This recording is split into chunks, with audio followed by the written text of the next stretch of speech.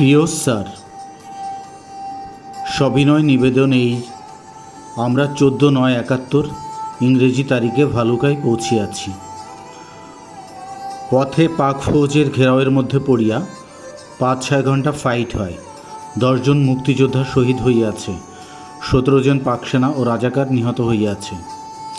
আমি অনেক পূর্বেই সংবাদ দিবার চেষ্টা করিয়াছি, শওকত আলীকে পাঠাইয়াছিলাম।